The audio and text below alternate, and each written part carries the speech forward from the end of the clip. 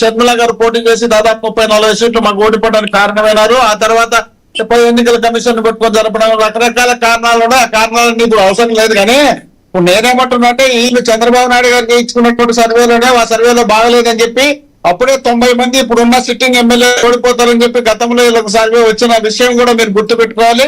ఆ 70 మంది ఆడికాడికి ఉన్నారో వాళ్ళు కూడా కరెక్ట్ గా గెలుస్తారని చెప్పిన సందర్భం కూడా లేదు. కాకపోతే వీళ్ళు దుష్ప్రచారాలు చేసుకుని వీళ్ళు ఏదేదో ప్రచారం చేసుకుంటూ మమ్మల్ని విమర్శలు చేసుకుంటే కార్యక్రమం పెట్టుకున్నారు తప్ప రాష్ట్ర ప్రజల శ్రేయస్సు కోరాలనే ఉద్దేశంలో భాగంగా కూటమి ప్రభుత్వం లేదు. కాబట్టి కూటమి ప్రభుత్వం ఇచ్చినటువంటి హామీలు పూర్తిగా ఫెయిల్ అయినాయి. కాబట్టి ఏ హామీ కూడా సక్రమంగా నెరవేర్చలేదు. కాబట్టి వీళ్ళు కనీసం పెన్షన్ ఇచ్చే పెన్షన్ కూడా 6 లక్షల మందిని తొలగించే కార్యక్రమం చేయడంతో పాటు వీళ్ళు చెప్పినటువంటి బీసీ మహిళలకు దాదాపు 1,500 నెలకు 50,000 సంవత్సరాలు దాటినటువంటి వ్యక్తులకు ఇస్తామని చెప్పినటువంటి హామీ కానీ లేక ఫీజు రియంబర్స్మెంట్ కు సంబంధించి దాదాపు 10,000 కోట్ల రూపాయలు బాకీలు ఉండే కార్యక్రమం కానీ నిరుద్యోగ వృత్తి ఇస్తామని చెప్పి యువగలం పాదయాత్ర పెట్టి ఆ యువగలం పాదయాత్రలో చెప్పుకుంటా వెళ్ళినటువంటి యువగలం నాయకుడు అది కూడా పూర్తి అమలు చేయకుండా చేసినారు. కాబట్టి వీళ్ళు మెగా టీఎస్సీ ఇస్తామని చెప్పి దాదాపు 30,000 40,000 ఉద్యోగాలు ఇస్తారని అనుకున్నారు. 50,000 పోస్ట్ ఖాళీలు ఉంటే 30,000 ఫిలప్ చేస్తానేమని ఆ జనాలు అనుకున్నారు. కానీ ఆ 30,000లో 10,000 ఏదో ఫిలప్ చేసినారు.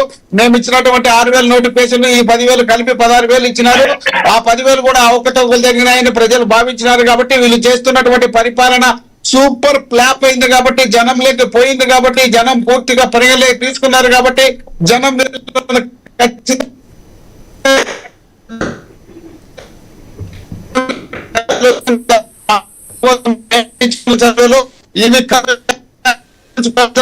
ఉంది.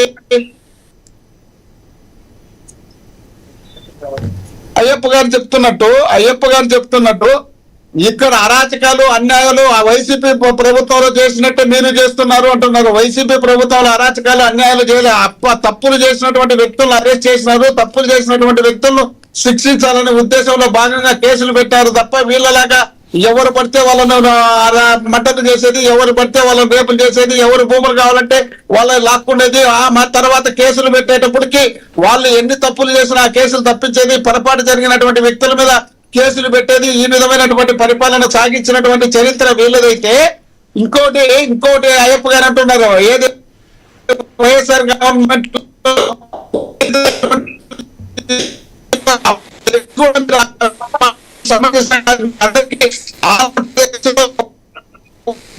అన్న విషయం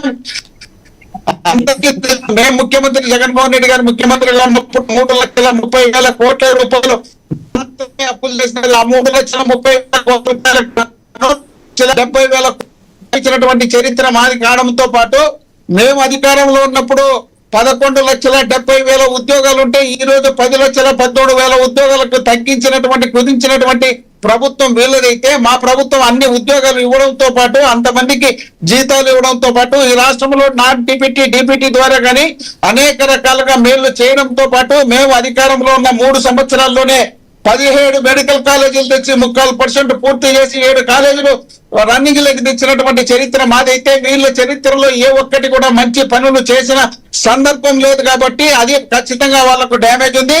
అదే విధంగా మీరు అంటున్నారు ఏమని డిప్యూటీ సీఎం గా ఆయనకు బాధ్యత ఉండదా అంటే ఆయనకేంటుకుంటుంది బాధ్యత, ముఖ్యమంత్రి ఎవరు అని చెప్తున్నారు అయ్యప్ప గారికి నేను చెప్తాను, కూటమి నాయకులకు చెప్పలేదు కానీ అయ్యప్ప గారు గమనించాల్సిన అవసరం ఉంది. ప్రతి మీటింగ్ లో నేను పూచి ఉంటాను, నన్ను చూసి ఓటేయండి, కూటమి ప్రభుత్వం బాధ్యతగా నేను తీసుకుంటానని చెప్పినటువంటి సందర్భాన్ని మీరు గుర్తు చేసుకోవాలి. అక్కడ ముఖ్యమంత్రి డిప్యూటీ ముఖ్యమంత్రి మంత్రి ఎమ్మెల్యేనా కాదు, మిమ్మల్ని చూసి కూడా ఓటేసినారు. మిమ్మల్ని ఓటేసిన రైట్, మీ యొక్క అభిప్రాయం అర్థమైంది. మీ దగ్గర ప్రాబ్లం వచ్చింది. ఎస్, అయ్యప్ప గారు చెప్తారు. మోహన్ రెడ్డి గారు అన్న దానిలో ఎందుకు మిమ్మల్ని చూసుకోవడం ఓటయ్యారు, దానికి ఏదైతే ఒకవేళ ఫెయిల్ అయితే దానికి ఉప ముఖ్యమంత్రి పవన్